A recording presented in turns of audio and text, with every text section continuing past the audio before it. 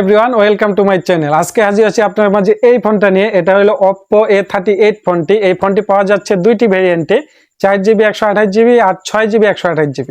মূল্য হলো 15,999 টাকা, অর্থাৎ 16,000 টাকা। কিন্তু মজার একটা বিষয় হলো যে এই ফোনটা কিন্তু লঞ্চ করা হয়েছিল প্রথমে 4GB 128GB স্টোরেজে, সেটা মূল্য ছিল 16,000 টাকা, অর্থাৎ 15,999 টাকা। তার কিছুদিন পরে কিন্তু এই ফোনটা আবার লঞ্চ করা হয় 6GB 128GB-তে, কিন্তু প্রাইস কিন্তু ওইটাই ছিল, সেম প্রাইসটাই ছিল 15,999 টাকা, অর্থাৎ 16,000 টাকা। তো এই দিকটা কিন্তু আমার কাছে খুবই ভালো লেগেছে অপ্পোর, যে দ্বারা কিন্তু আমরা কিন্তু জানি যে অপ্পোর ফোন মানেই কিন্তু ভ্যালু ফর মানি হয় না, কারণ এটা অপ্পো যা যা অফার করে তার প্রাইসের চাইতে অনেকটাই কমতি মনে হয় আমাদের কাছে। তো এই ফোনটাকে আমি অবশ্যই ভ্যালু ফর মানি বলবো, কারণ এই ফোনটা 15,000 টাকা বা 16,000 টাকার মধ্যে পাওয়া যাচ্ছে। তো এই ফোনটা কি কি ব্যবহার করা হয়েছে, এটার আমার যে ইউজার অভিজ্ঞতাটা সেটাই আপনাদের সাথে আজকে আমি শেয়ার করব। তো যারা আমার চ্যানেলটি এখনো সাবস্ক্রাইব করেনি, প্লিজ চ্যানেলটি সাবস্ক্রাইব করার অনুরোধ রইল। তা চলুন বন্ধুরা, কথা না বাড়িয়ে মূল ভিডিওতে ঝাঁপিয়ে পড়ি।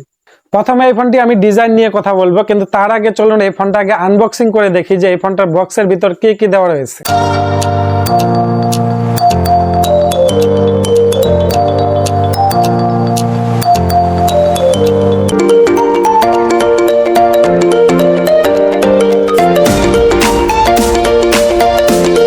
এই বক্সটার ভিতর কি কি দেওয়া রয়েছে এটা তো আপনারা দেখেই ফেললেন, তো যাই হোক, এটা আমি আর বলে দিলাম না। তো আপনারা এই বক্সে যাবতীয় যা যা আছে চার্জার থেকে সবকিছু পেয়ে যাচ্ছেন। এবং এই ফোনটার যে ডিজাইনটা, এই ডিজাইনটা আমার কাছে ব্যক্তিগতভাবে কিন্তু খুবই ভালো লাগছে, আশা করি আপনাদের কাছে ভালো লাগবে। কারণ এটা কিন্তু একদমই সিম্পল একটা ডিজাইন করা হয়েছে, কোনো রকমের ঘিজেমিজে নাই, কোনো রকমের সমস্যা নাই। তারপর যে এটা যে ক্যামেরার যে ইয়াটা ব্যবহার করা হয়েছে, লোগোটা, এটা কিন্তু একদমই সিম্পল, মাত্র দুইটা ক্যামেরা ব্যবহার করা হয়েছে। তো এই ক্যামেরাটার জন্য কিন্তু আরো গর্জিয়াস লাগে এই ফোনটার ডিজাইনটা। এই ফোনটা কিন্তু প্লাস্টিক বিল্ডের ফোন এবং বক্সি একটা ফোন, এবং এই ফোনটার থিকনেসে পাবো আমরা 8.2 mm এবং ওয়েট পাবো 190 গ্রামের মতো। এবং প্রয়োজনীয় পুশ এন্ড বাটন সবই থাকছে এই ফোনটাতে, এবং 3.5 mm হেডফোন যেগুলো কিন্তু আমরা এটাতে পেয়ে যাচ্ছি। এবং সিকিউরিটি হিসাবে থাকছে সাইড মাউন্ট ফিঙ্গারপ্রিন্ট, অর্থাৎ এটা কিন্তু বেশ মোটামুটি একুরেট এবং ফাস্টই আমার কাছে মনে হয়েছে। তবেও মাঝে মাঝে একটু হালকা ইয়া হয়, তারপর এটা ধরার মধ্যে না, এটা আমার কাছে ঠিকঠাকই মনে হয়েছে। তো ডিজাইনটা ওভারঅল আমার কাছে ভালো লেগেছে, আশা করি আপনাদের কাছেও ভালো লাগবে। এখন আসা যাক ফোনটির ডিসপ্লে নিয়ে। এই ফোনটা ডিসপ্লেতে কিন্তু 6.56 ইঞ্চি একটি IPS LCD ডিসপ্লে ব্যবহার করা হয়েছে, যেখানে আমরা 90 হার্জ রিফ্রেশ রেটও পাচ্ছি। তা মোটামুটি রিফ্রেশ রেট ভালোভাবেই কাজ করতেছিল, এটাতে আমার কাছে কোনো কমতি মনে হয়নি। এবং এখানে কিন্তু HD+ রেজুলেশন পাচ্ছি, যার PPI ডায়মেনসিটি হলো 269। তো এখানে একটা জিনিস আমার কাছে কমতি মনে হয়েছে ডিসপ্লেটাতে, যেটা কিন্তু ফুল HD+ রেজুলেশন ব্যবহার করেনি, এখানে শুধু HD+ রেজুলেশন ব্যবহার করা হয়েছে। এই জিনিসটাই মূলত আমার কাছে একটু কমতি মনে হয়েছে। তাছাড়া ডিসপ্লের কালার কোয়ালিটি, স্মুথনেস, বাকি বাদ সবকিছুই কিছু আমার কাছে ঠিকঠাকই মনে হয়েছিল। এবং এই ডিসপ্লেটাতে কিন্তু আমরা ব্রাইটনেস পাবো 720 ব্রাইটনেস, যেটা আউটডোরে একটু সমস্যা হবে, বাট ইনডোরে কিন্তু আপনি অনায়াসেই ব্যবহার করতে পারবেন।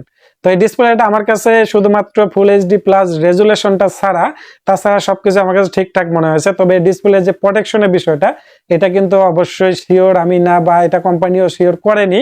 অবশ্যই আলাদা করে একটা প্রোডাক্ট আপনারা ব্যবহার করে নেবেন ডিসপ্লেটা সেভের কারণে। তো এখন আসা যাক ফোনটির সবচেয়ে বড় বিষয়, ফোনটির হার্ডওয়্যার অর্থাৎ ফোনটির পারফরমেন্স নিয়ে। এই ফোনটাতে কিন্তু আমরা অ্যান্ড্রয়েডে পাবো অ্যান্ড্রয়েড 13, অর্থাৎ এখানে কিন্তু অ্যান্ড্রয়েড 13 এর পাচ্ছি। সেই সাথে এখানে কিন্তু কালার OS পাচ্ছি আমরা 13.1, অর্থাৎ এখানে কিন্তু আমরা 1 বছরের মেজর আপডেট পাবো। একটা জিনিস আপনি খেয়াল করেন যে এই বাজেটের ফোনের মধ্যে কিন্তু মূলত মেজর আপডেট পাওয়া যায় না, কারণ যেহেতু একদমই কম দামের একটা ফোন, এখানে কিন্তু 1 বছরে আমরা মেজর আপডেট পাচ্ছি। তো এখানে কিন্তু আবার কালার OS ব্যবহার করেছে অপ্পোর, এই জিনিসটা কিন্তু খুবই ভালো, কালার OS কিন্তু খুবই ভালো। এবং সেই সাথে এটা 1 বছরের মেজর আপডেটের কারণে এটা আমার কাছে খুবই ভালো লাগছে এই দিকটি। তো এই দিক দিয়ে অবশ্যই অপ্পো এগিয়ে আছে। এবং এই বাজেটের মধ্যে যা ফোনগুলো যারা লঞ্চ করা হয়েছে বিভিন্ন কোম্পানিগুলো, তাদের থেকে অবশ্যই এটা এগিয়ে থাকবে। এবং এটা প্রসেসরে ব্যবহার করেছে MediaTek Helio G85 12 ন্যানোমিটার একটা প্রসেসর। তো এই প্রসেসরটা কিন্তু যদিও অনেক আগের প্রসেসর, তবে এই বাজেটের মধ্যে কিন্তু এটা একটা পারফেক্ট প্রসেসর, কারণ এই প্রসেসরটা মোটামুটি ভালো মানে পারফরমেন্স করে। এবং এটা মনে করেন যে গেমিং টাইমের কথা যদি বলি, আমরা যদি গেম টেম খেলি, তো সেক্ষেত্রে কিন্তু গেমিং আমরা যদিও হাই গ্রাফিক্সে খেলতে পারবো না, একটু লেগেছে দেখা পাবো, বাট আপনারা যদি একটু লো গ্রাফিক্সে গেম খেলেন, সেক্ষেত্রে কিন্তু একদমই স্মুথ একটা পারফরমেন্স পাবেন। এবং এই ফোনটার হিট জেনারেশনের কথা যদি বলি, হিট জেনারেশন মোটামুটি হয় যখন আপনি গেমিং অনেকক্ষণ করবেন, 30 হতে 40 মিনিট গেমিং করবেন, তখন কিন্তু আপনি একটু হিট জেনারেশনে দেখা পাবেন এই ফোনটিতে। তো এই জিনিসটা আমি প্রসেসরটা মোটামুটি ভালোদের কাতারেই রাখবো বাজেট বিবেচনায়। এই প্রসেসরটা কিন্তু ভালো মানে পারফরমেন্সই করে। এবং এই ফোনটা কিন্তু দুইটি ভেরিয়েন্টে লঞ্চ করেছে, এটা আমি প্রথমে বলেছিলাম যে এটা প্রথমে লঞ্চ করা হয়েছিল 4GB 128GB, মূল্য ছিল 16,000 টাকা, এবং পরে যে 2GB র্যাম বাড়ায় 6GB করা আনা হয়েছিল তারপর কিন্তু মূল্য ছিল ওই 16,000 টাকায়। কিন্তু 4GB 128GB স্টোরেজের বর্তমানে প্রাইস কিন্তু 1,000 টাকা কমে পাচ্ছেন আপনারা, অর্থাৎ 15,000 টাকার মধ্যে পাওয়া যাচ্ছে 4GB 128GB স্টোরেজের। এবং এই স্টোরেজ টাইপ ব্যবহার করা হয়েছে eMMC 5.1, কিন্তু এইখানে আমার কাছে একটা জিনিস খারাপ লাগছে। তো এখানে যদি স্টোরেজ টাইপটা বেটার ব্যবহার করা হতো, অর্থাৎ UFS এর স্টোরেজ যদি এখানে ব্যবহার করা হতো, তাহলে হয়তো বা এখানে আরেকটু ভালো লাগতো। তো তারপর আপনারা কিন্তু আলাদা করে একটা মেমোরি কার্ড এখানে ব্যবহার করতে পারবেন। এবং এইখানে এই ফোনটাতে কিন্তু আপনার দুইটি সিম ব্যবহার করতে পারবো, নানো সিম সাথে একটা মেমোরি কার্ড।